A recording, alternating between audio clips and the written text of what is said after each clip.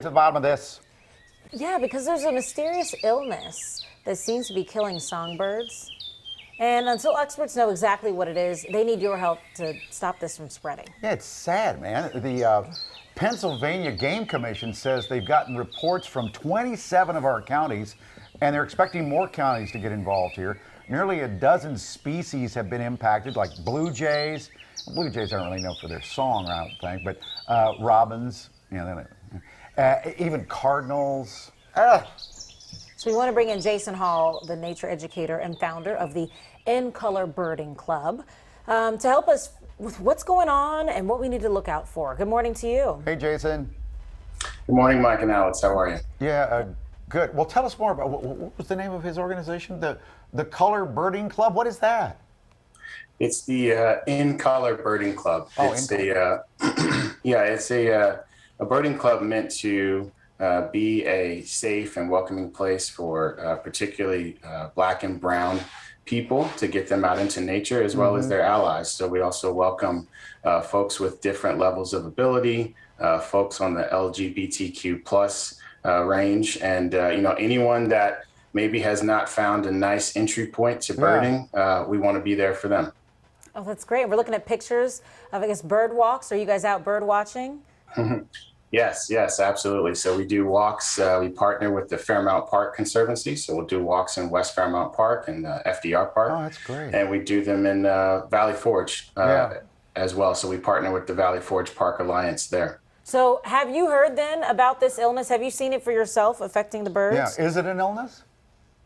It is an illness. I have not seen it myself. It particularly is happening around feeders and homes, and so places where a lot of birds congregate. I've seen a lot of posts and reports and pictures of it online. However, and it's a little concerning, I guess, to say the least. It seems like that one of the problems is, I guess you could call it a symptom. Their eyes are kind of bulging. Yeah, so it looks like a type of conjunctivitis that we humans get when we get pink eye. So that tissue is inflamed. It starts to discharge, and it forms a crust around the eye. And then additionally, the birds, there seems to be some sort of neurological disorder where they are flying erratically or they can't fly at all. Some of them have been seen to have, I think, head seizures. So it's a little scary, especially since we don't really know why it's occurring yet. So we don't know why, but we do know that bird feeders can be a problem. Why is that? So bird feeders are one of the places that birds congregate the most. There's been a lot of studies, in particular in 2018, around the ability of an epidemic to spread at a bird feeder based on its density, right? So if you have a lot of bird feeders and a lot of birds, they really love your house. Those diseases spread from bird to bird the same way we've been worrying about COVID, the last year. So not sure if it's a respiratory virus or not or anything like that, but the same rules apply. If we could put masks on the birds, we probably would. But that's kind of why we're asking folks to take down their feeders or clean their water baths with a 10% bleach solution, just to stop the birds from huddling in those common spaces. Okay, let's say that all over again because we do want to help. We should take down our bird feeders altogether for a while? Yes. Yep. Okay. All together for a while. You want to clean your water baths with a 10% bleach solution.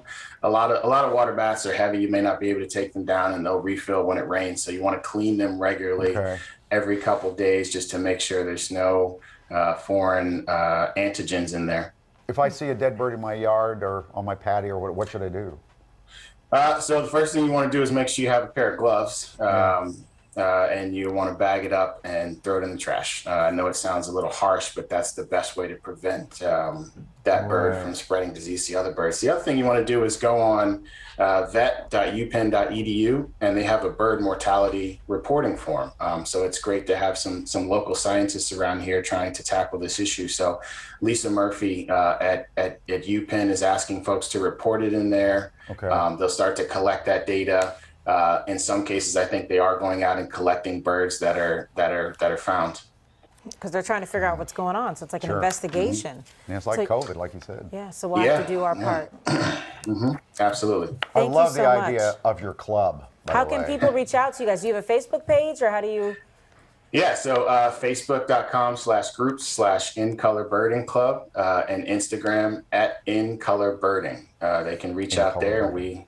We're doing a walk Wednesday tomorrow at John Hines at 5 p.m. with Bird Philly, and then we're doing another walk on July 10th in the morning with the Fairmount Park Conservancy, and that will be at FDR Park. Jason, it seems to me this would be a way to maybe a love might blossom on a walk. You know what I mean? Have you had that happen? People meet each other and. Well, yes. So I think that's really the best part of these walks is since we're particularly targeting people that may have not had access to a safe place in nature. Folks are finding commonalities and creating bonds. There's lots of smiles and laughs, and it really is just as much about spending time with other like-minded folks as it is about seeing some awesome birds. Oh, that's wonderful. Love it. Thank you. You're the perfect guest. Thank you, Jason. Thank you all. You know, people that go out and do bird watching, they are called birders. Oh. Yeah. And you have to be patient, don't you? Isn't somebody just sitting there and looking? Well, yeah, it's like fishing. Yeah. You got to be patient a little bit. It's worth the wait, Sounds though. calming. It is.